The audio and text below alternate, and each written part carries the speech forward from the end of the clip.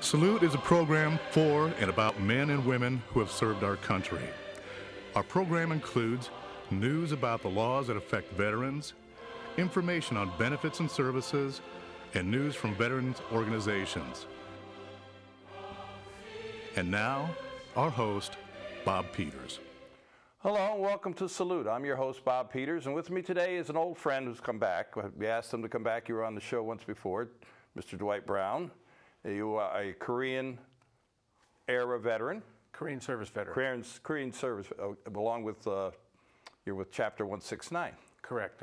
And you want to tell us a little bit about yourself, and then I'd like to get into all this stuff, because you have a tremendous amount of memorabilia, and I think it's very interesting, and I want to hear about it.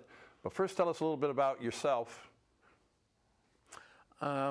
I spent 4 years in Korea from 1974 to 77. And while there, I became well aware of the customs and the traditions of the Koreans and how appreciative they were of what the United Nations and the American soldiers did for them.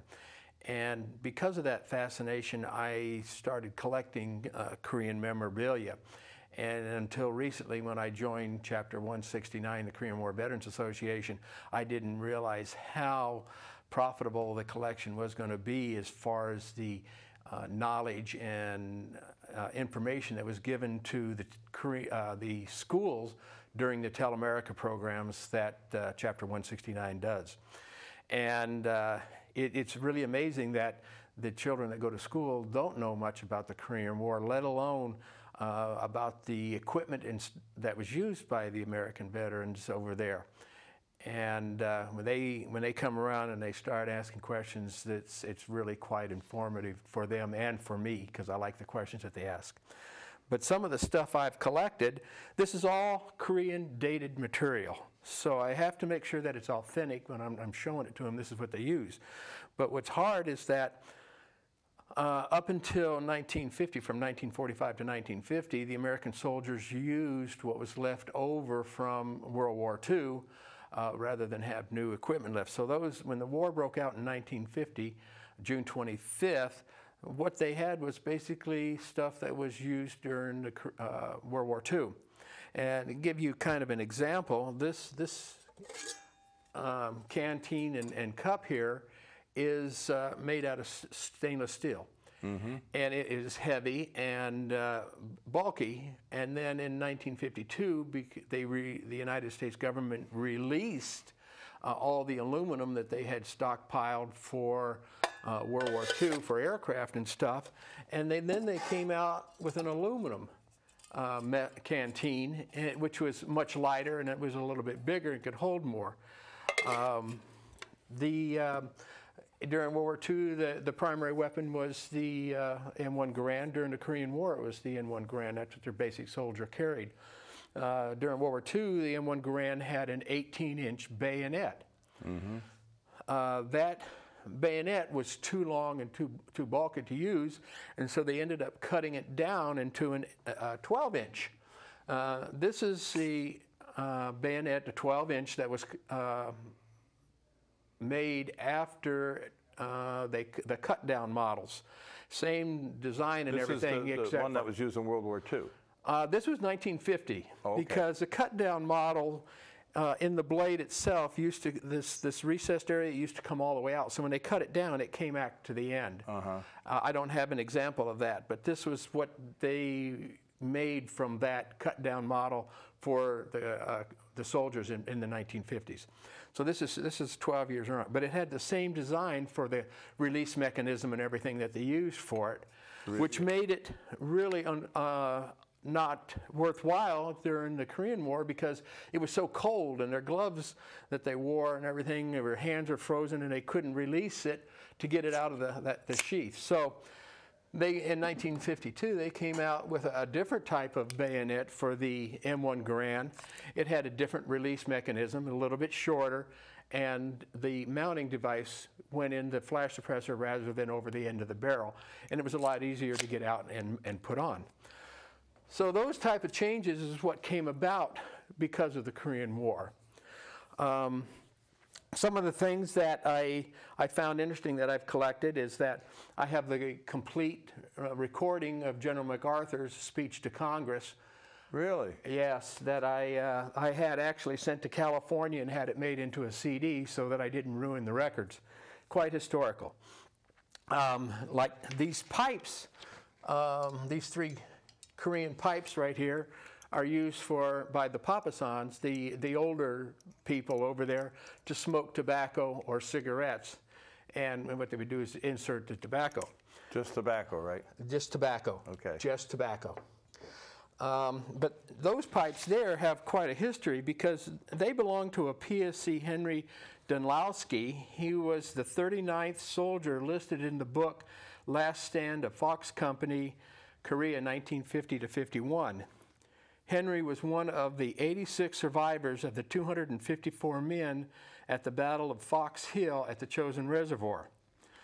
On the march to the Chosin Reservoir, Henry saw a North Korean farmer with smoking a pipe, and he was interested in it, and he asked him if he would sell it to him, and he said he wouldn't, but he would show him the Korean that made them, and so he took them to him, and he bought these 3 pipes. He carried these 3 pipes all through the Korean War and brought them back to the States. It was in an estate. His family wanted to get rid of them, and I explained to him what I would use them for, and they donated them to me to use in the Telamerica program because of the significance of him being one of the 86 survivors of the 234 men. May I ask you one question? Yes. They're different lengths. Is there a reason they're different lengths, or is it just a personal preference, or? I would think, I don't know for sure. Being spent so many years in it, I think the older the Korean was, the longer the pipe got. Oh, yeah? Yeah. So when he was a younger gentleman, he had a short pipe. Actually, you'll see some of them that were only about 3 or 4 inches long. And then as they got older, they got an older pipe, and a longer and longer. So other than that, I don't know of any other reason. It's just that I just saw like older Koreans with longer pipes. Authority kind of thing, I guess, you know. Kind of an esteem because age is respected very much in Korea. So he wanted to show his age. Another thing I have here, which I cherish very, very much, this came from the estate. It's a hand-typed diary of the Carmel nuns called the Carmelites. And this is called Carmel and the Death March in Korea, the Korean Death March. Most people think of the Death March as the one that happened during World War II in the Philippines, but there was actually 2 death marches.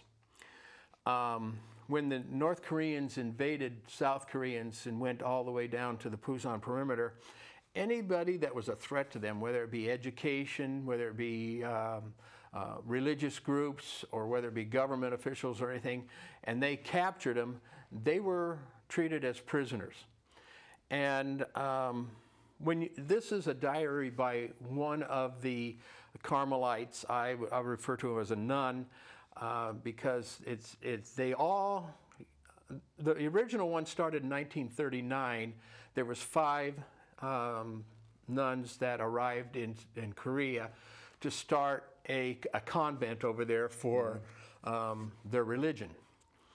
And even though it was occupied by the Japanese in 1939, they were treated as a lower class, but they were not persecuted because of their religion. So they were able to recruit young Korean women into their order, and they became Carmels too.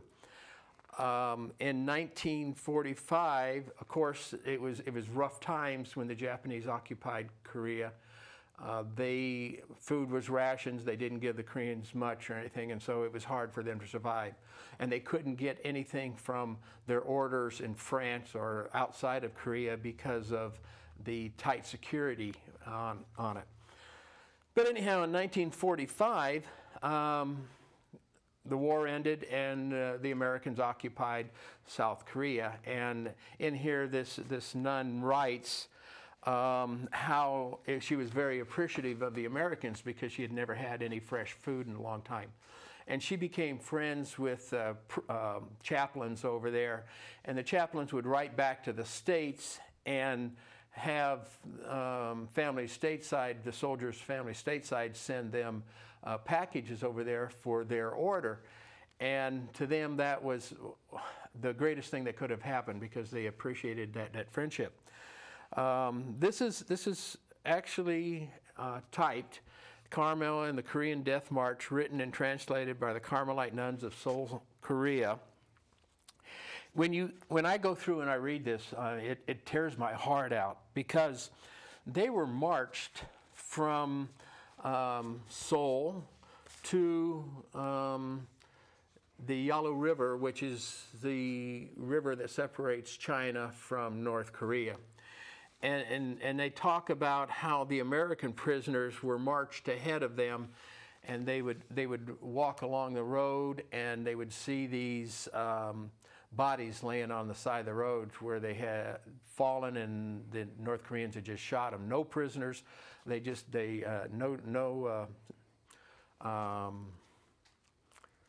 Caring for the ones that had fallen. They just shot them. If you couldn't make it, they got rid of you.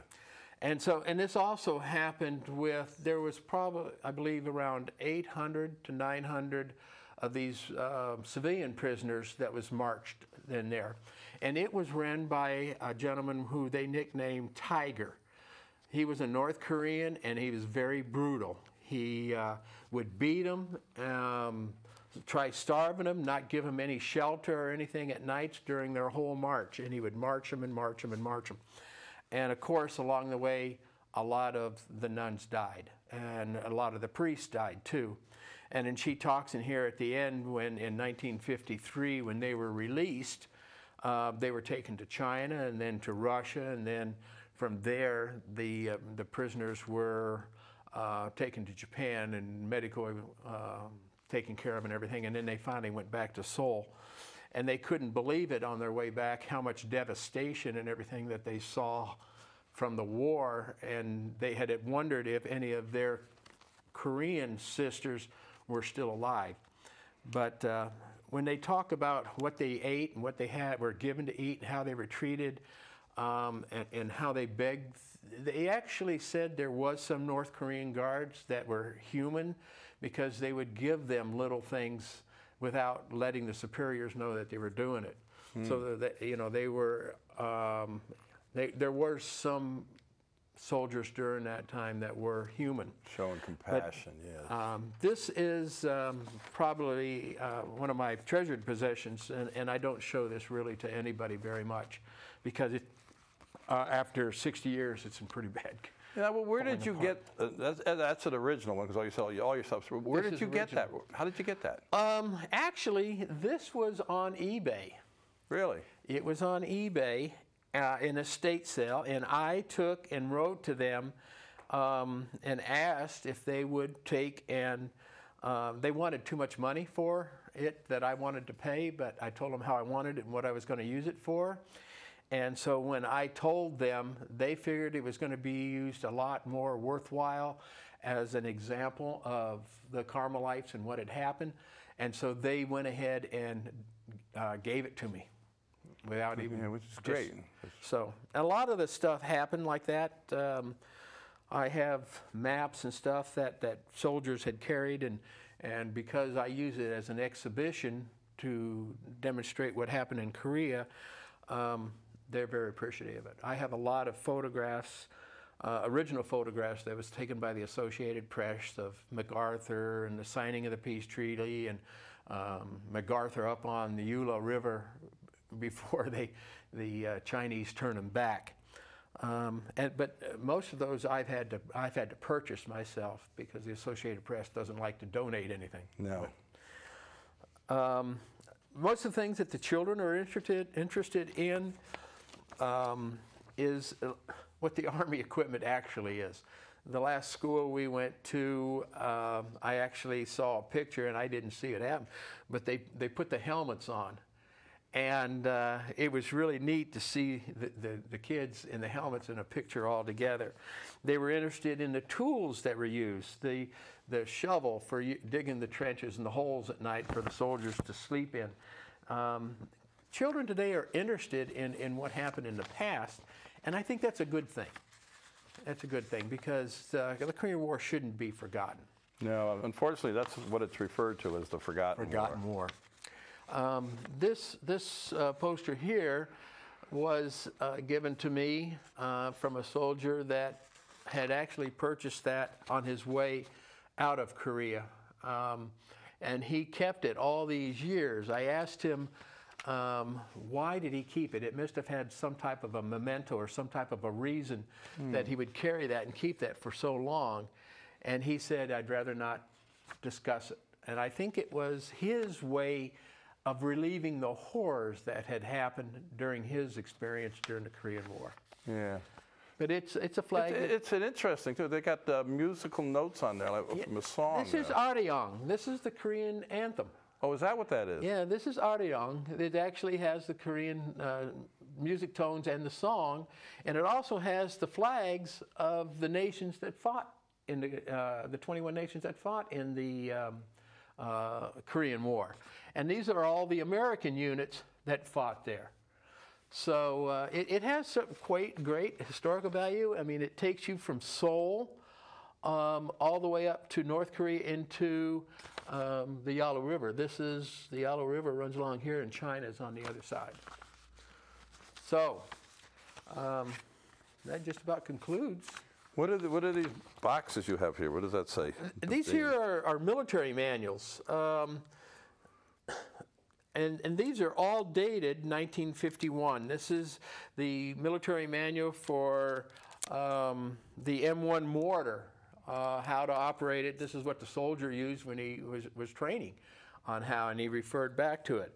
You have the manual. This is an FM 721, field manual 7-21, infantry battalion.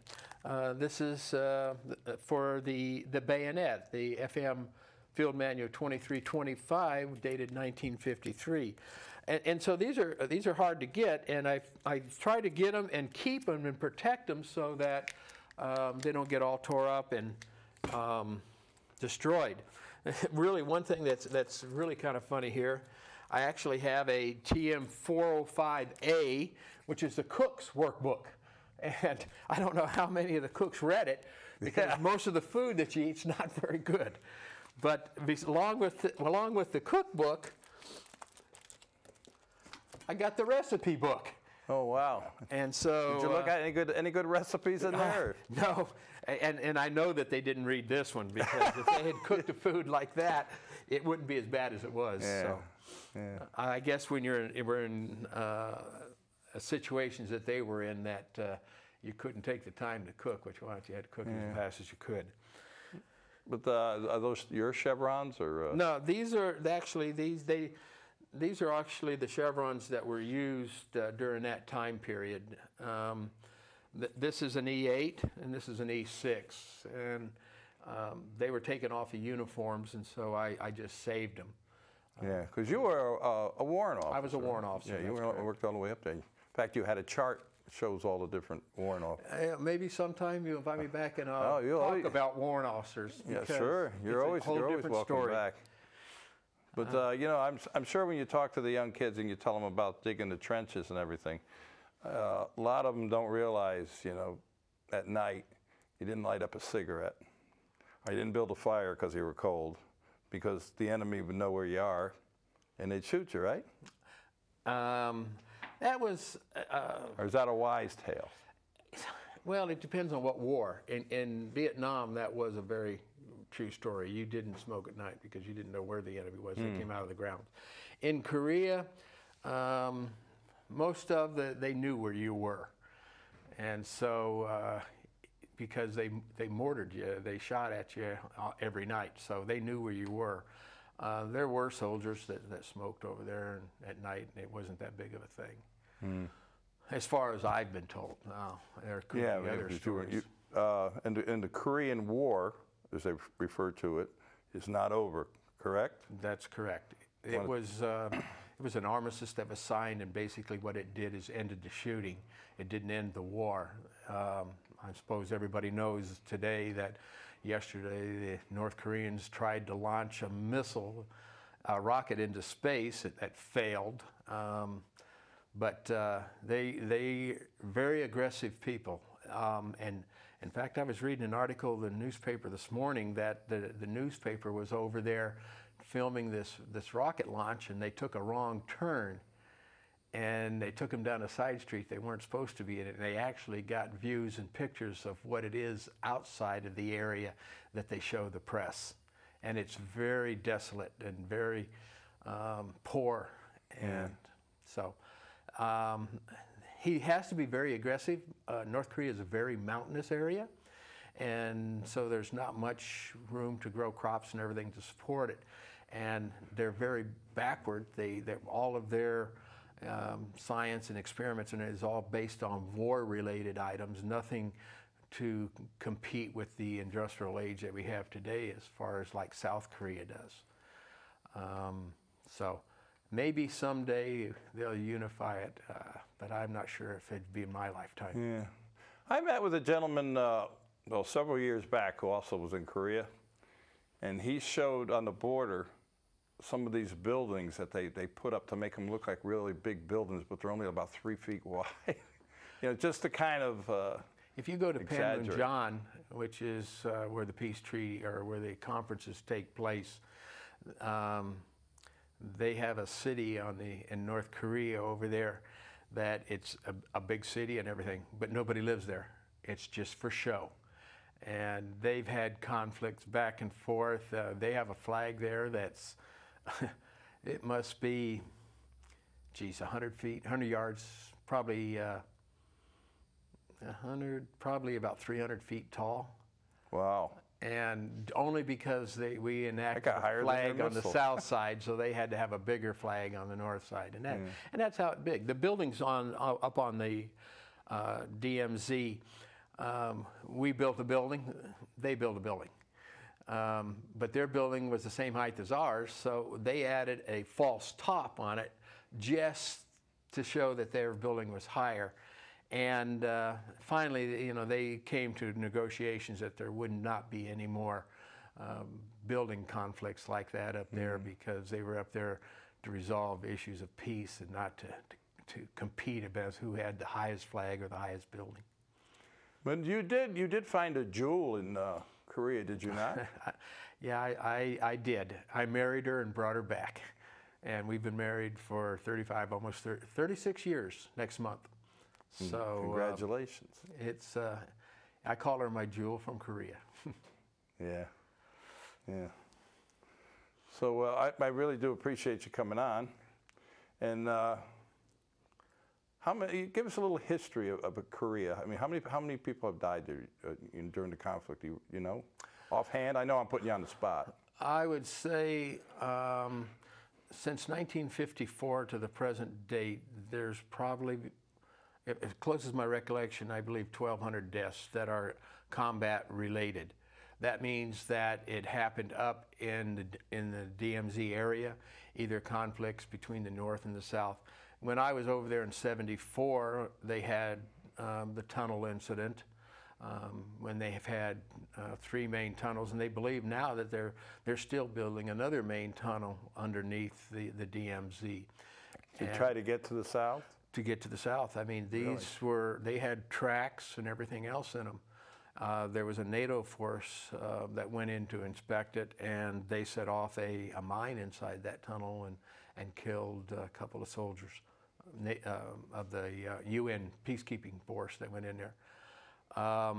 They had in 1976, they had what they refer to as the Paul Bunyan exercise, where they killed a lieutenant and a sergeant with axes because they were going to cut down a tree. So those conflicts happen back and forth all the time.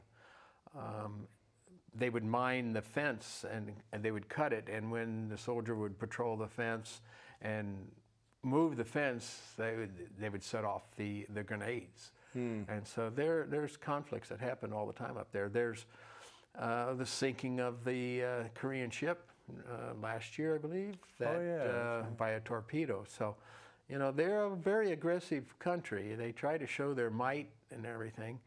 They bombed with artillery fire an island that's in South Korea, killing civilians. And they did it because they said that South Koreans started because of aggressive actions. They don't need much of an excuse to start anything. Yeah, yeah. Well, there's good and bad in everybody, you know. So I'm sure. I had one other thing. So I have maps that were given to me of conflicts over there, and one of those was the same place that our president Tom Thiel had fought in, and I took it out and showed him the area and everything else. Oh yeah, he says, I was right there. I was right there, and he was with the 24th Division, and they were relieved by the 40th. And the maps that I got were from the 40th after he had already left. So it's the same map that he had used, though. Yeah, yeah. I know you've done a lot with the chapter here in Leesburg. I got a couple quick questions. One, you have other stuff from the other wars, or you? No, I specialize just in the Korean War. Korea, okay. Just the Korean War. And correct me if I'm wrong, but don't you have some of this stuff in a museum or something? It used to be in the museum, but taking it, the Leesburg Museum here, it was too difficult putting it in and taking it out, putting it in and taking it out, because I used the same stuff that was displayed in the museum in the Tell America program. And so I've taken that out. I left some stuff in there, but they needed a display case for something else, and so I've collected that and taken it home. And we're looking for some place to put a display back up. Maybe someday somebody... Maybe somebody listening to this show. Maybe. Yeah, that'd be nice. Well, I want to thank you for coming again, and for all you do. And I think we're just about ready to wrap this up. Unless you have something else you want to add to this? Well, this display will be set up on May 19th, the Veterans dedication in Fountain Park. If anybody would like to come and look at it, I invite them, and they're more than welcome. Yeah, that's going to be quite the day with Rolling Thunder there, and yeah. Also, if schools want, they can contact you if you at what number? Well, this month we're going to 2 schools for a Tell America program, but if the schools would like to have us come and give a presentation to them on the Korean War, my number is 352-205-8536. Okay. And once again, I want to thank you for coming on the show and sharing all this knowledge and all this equipment with us, so that hopefully we've educated a few more people. I hope so too. But one other thing there's only one other thing I got to do, and that's say to all our veterans out there, our active military, and everything you do for us, we salute you. Till next time. Thanks, buddy. Thanks.